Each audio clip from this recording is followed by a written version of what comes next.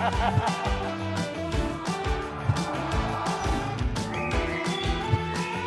just the Mercy Watchers, but everybody.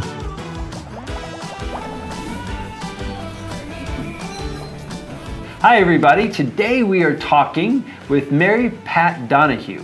She's the Executive Director for the Secretariat of Education at the USCCB. You got it. Wow, Mary Pat, good to see you. Good to Thanks see you as well. by. Yes, happy to. We are at the Duc In Altum Conference in Washington, D.C., which is a network of high schools, and the summit is happening right now, right outside that door. So, tell us all about you and maybe a little bit about your journey to your current role and what does that mean? I think you're in charge of all education. So you tell me. Fortunately, you are not correct. I'm not in charge of all, but I am very privileged to be the lead staff support to the Committee on Catholic Education, which is chaired by Bishop Thomas Daly. I have spent my entire career in Catholic education. It's all I ever really wanted to do. So I started out as a teacher, taught 5th through 8th grades and different, configurations of that. Became an administrator. And when I became the school's principal, I was principal for about 6 weeks when the Archdiocese called myself and the pastor in to tell us that unless we had a viable way forward, our school would close. Oh. So that's a little startling as you start out a new position. And fortunately, my school was located only about 3 miles north of where we are here at Catholic University. And a number of Catholic University professors, the great thinkers from this institution happen to be members of the parish. They stepped forward.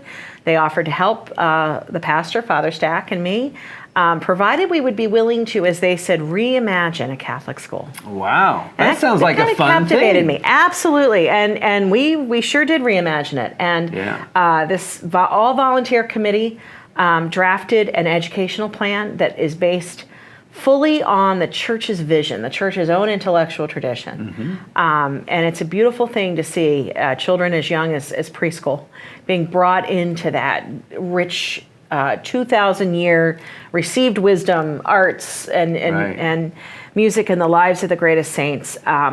So the school did not close. In fact, it flourished. Yay! And today it has over 500 kids. Wow, that's great. So that was great. And then because of that story, I moved on to work for the Institute for Catholic Liberal Education, which is a group that's been around about 15 years, and their mission is to help Catholic schools rediscover their own tradition, their own patrimony, and to form and to provide professional workshops and guidance in this. So I traveled all over the country for 2 years and visited schools and dioceses. It was a lot of fun.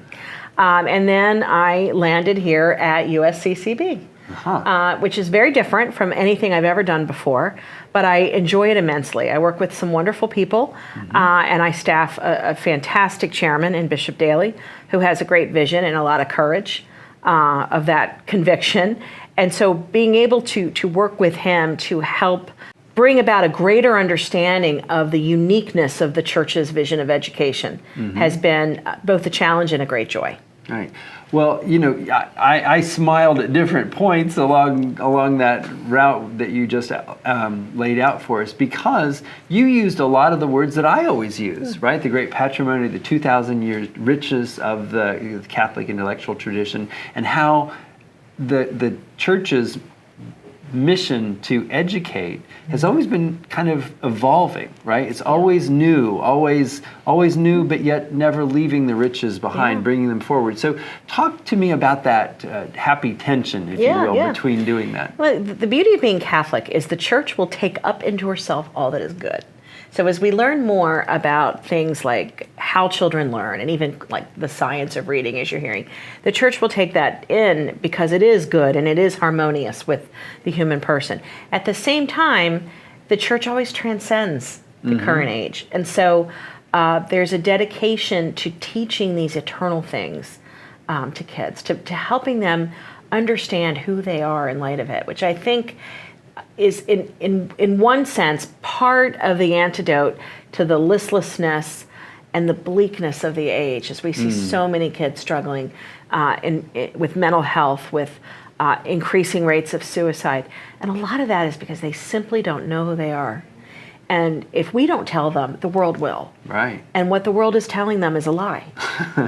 It is, well, for us at the University of St. Thomas, that's one of the important things that our core curriculum does. It helps them develop those tools to answer the big questions. Exactly. Right? And give them hope that they're just not whatever the latest trend might call them to be. And fundamentally, isn't that what education is about? Right. It's about answering those large questions, about developing what's most human, so that our kids grow up to go on to live and flourish in the way that God intended them to. Amen.